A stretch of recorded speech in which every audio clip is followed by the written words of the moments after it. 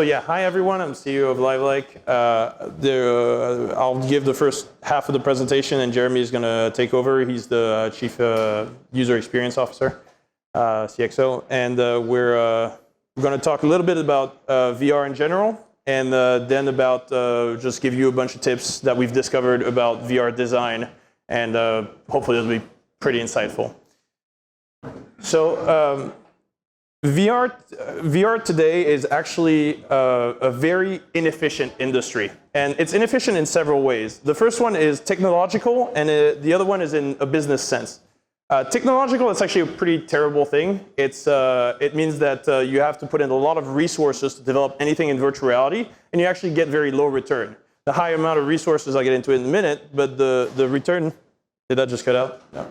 The return is simply that there is no user yet, so you basically can't make any money, or very, very little. The only people that are actually making money right now in VR is porn, and the people that make one-time activations, like for the New York Times, I don't know if you guys have heard about it, but New York Times distributed about a million Google Cardboard and had their experience distributed to everybody else. So VR actually is very much like Amazon in 1999. It looks crappy. It takes very specialized engineers to build anything. It costs a ton to make what looks like today essentially a spam website, and the UX is terrible, and we have no data to base it on. It's very, very expensive to build anything in virtual reality, and we don't at all get something like this. So Amazon today has benefited from decades, literally, I forgot when they were created, but about 20 years of constant cultural advancement about how we understand the web. And we kind of take it for granted today whenever we create a WordPress website and we just instantly have all that knowledge to draw from. But they actually had to work through the entire thing for 20 years.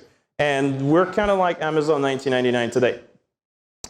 To the point where we're actually very, very, very misunderstood. 2 words about LiveLike. We're actually a sports watching company. We're in VR, which means that we actually make an application where you can be transported to the stadium and hang out and watch sports together. We actually build this experience for broadcasters. So we're talking to ESPN, Fox Sports, we're talking to pretty much all the major broadcasters in the world and not just in America. And we're going to build an application that'll just simply say ESPN VR, and they'll take all the credit for it. We'll just put powered by LiveLike on it. But we're often lumped up together automatically as competitors with NextVR. NextVR is another sports watching company in VR that recently raised $30 million. And essentially what they focus on is building very, very good stereoscopic 3D, very highly immersive video that you feel like you're actually at the stadium.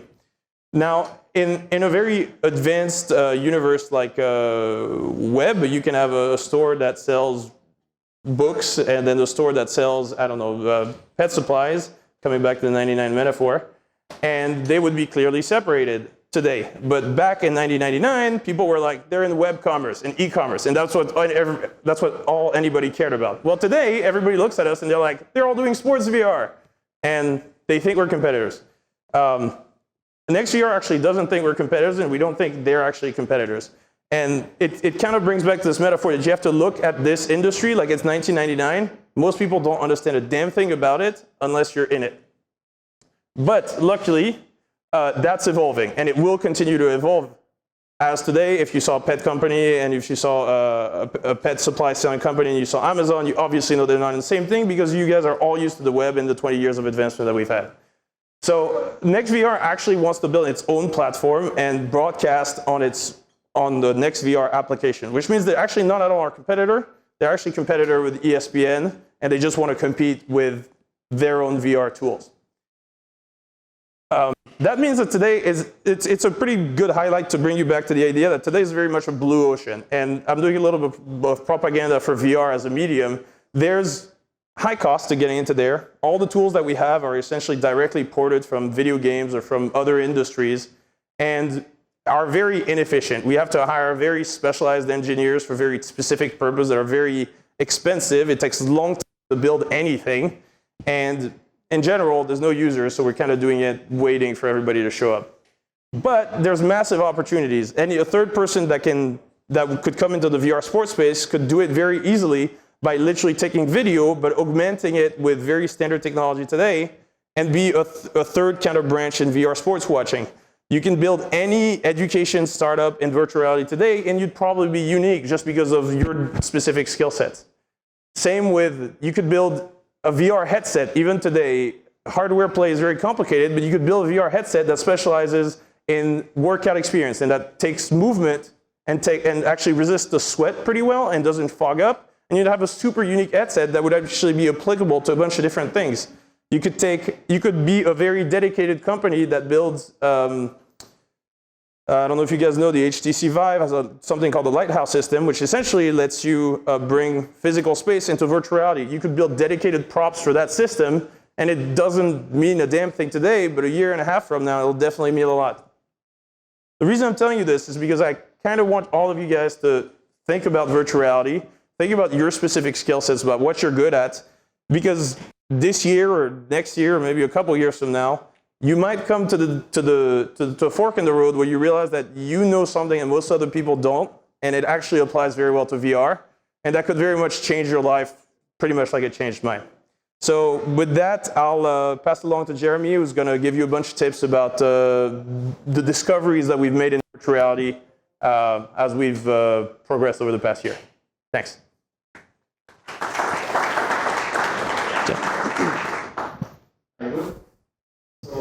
Let's talk about design in virtual reality. During my studies, I had the chance to discover different methodologies, create projects from the research phase to the final production, making sketch, drawings, 3Ds, mixing tangible objects with electronics, with mobile application.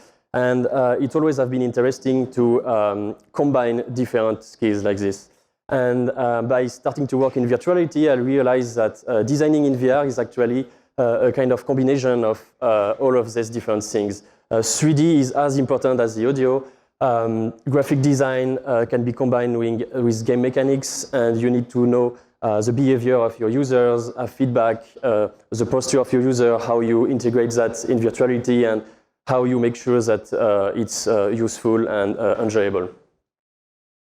So we have a few huge challenges that we try to resolve at LiveLike, and probably in also all the other company, which is to create an intuitive experience in an emerging industry. Because there is no standards, there is no specific rules in virtual reality compared to, for example, mobile application. If you take your iPhone, you know directly how to unlock your phone, you know how to zoom on a map. In virtual reality, there is no such rule. So you need to create yours and try to find the one you feel to be the most intuitive.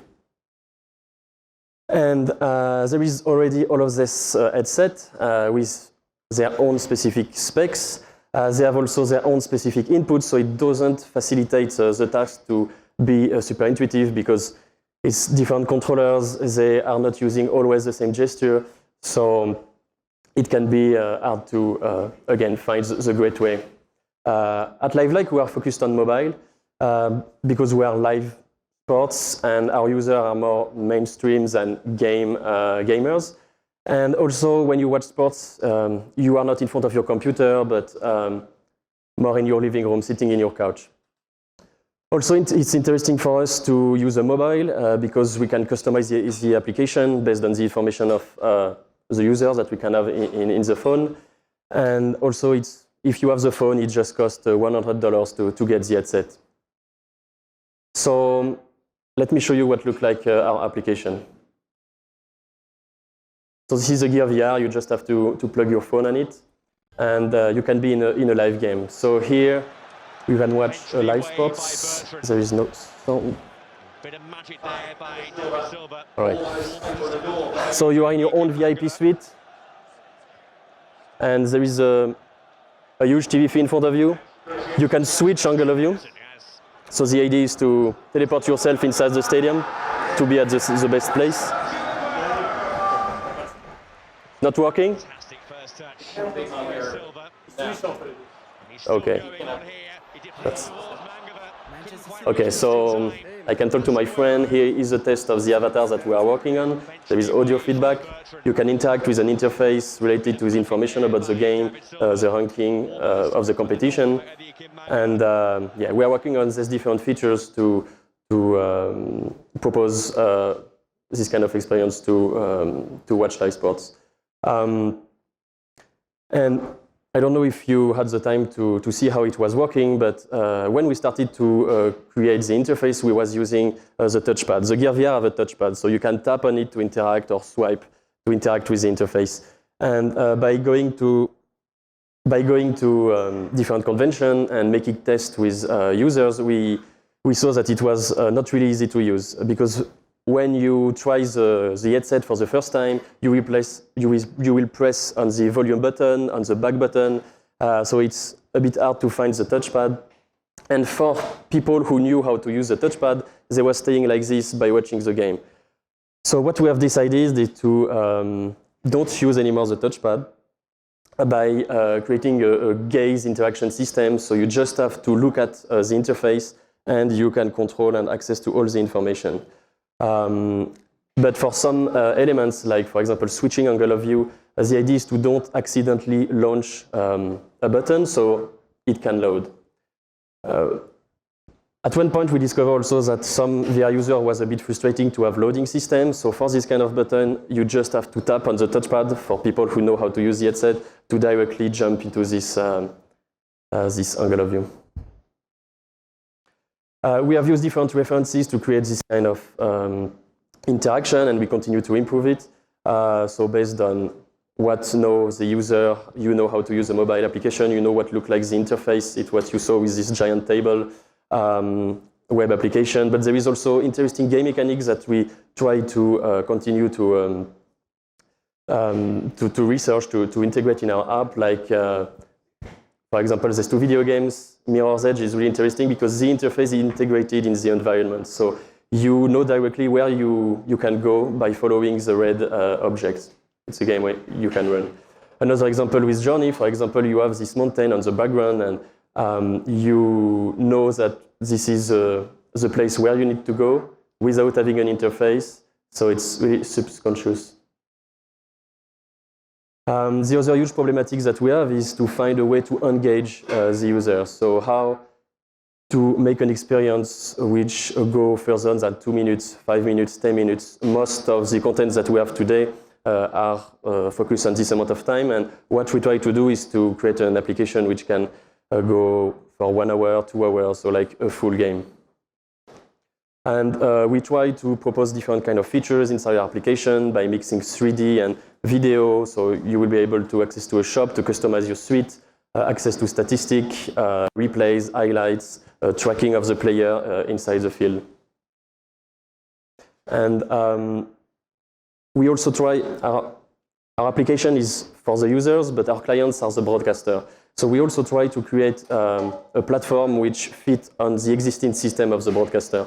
So each broadcaster can have the exact same suite that we can customize and adapt to any kind of sports. Inside the 3D environment, we can imagine to have a system of sponsoring directly on the frame. We can go further by designing a completely new areas.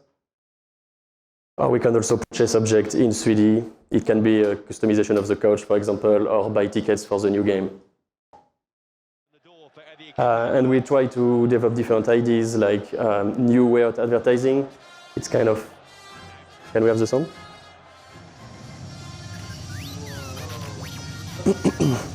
So we try to play with objects in scale 1. So it was a combination of, hello? Yeah.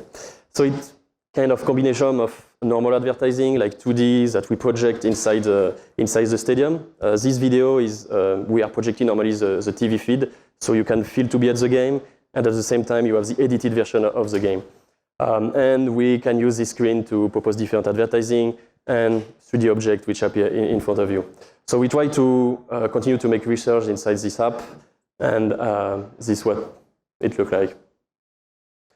And to engage the user,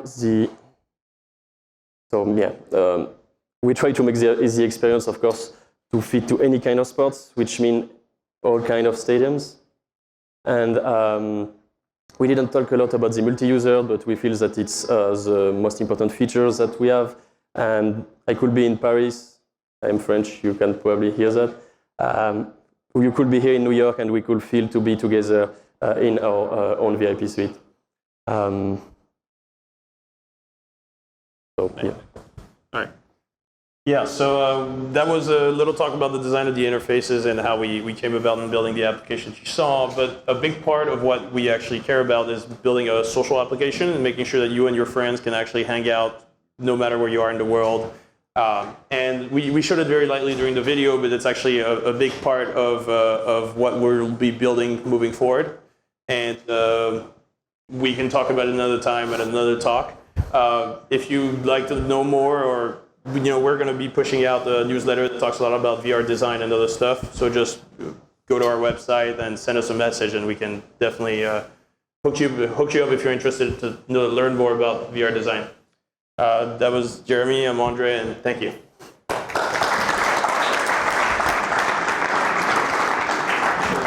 Yeah. We'll just do a couple of questions. So I'll do one, and then I'll circulate the mic. So first of all, very cool. Thank you very much. Very interesting.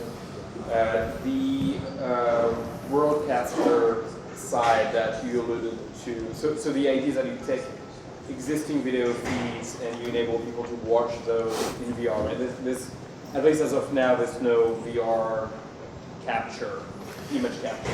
Yeah. So the way we actually do it, it's a little bit of a half and half system. So we actually require broadcasters to use a dedicated feed. So we tell them, take one of your 36 cameras that you have, put it in the 50-yard line in the stands. We tell them to put a wide-angle lens on it, and then don't touch it. Just do that. So it is a dedicated feed because it's a feed that doesn't move, it doesn't tilt, pan, or zoom. Nobody's manning it, and it has a wide-angle lens. But the camera is standard, the lens is standard. They can use their equipment, they can use our equipment. We don't care. And the entire streaming process is completely normal. So that means it goes through the regular truck. It's streamed like a regular video, and everything works the regular way. It's just literally it's kind of like as if you had filmed the game with a GoPro, essentially. That's it. And I assume that's to reduce friction in your initial entry point. Over time, as VR cameras evolve, you'll leverage those. Yeah, so we're actually what we say capture agnostic in that if for example NextVR wanted to work with us, they do super good stereoscopic 3D, and we could use their entire their capture system is expensive, and very efficient, or very strong or good, and we could integrate all their stereoscopic feeds inside our application. So right now we're definitely using this basic system because there's no users, so we don't want broadcasters. We don't want to show up to broadcasters and be like, "Hey, spend $500,000."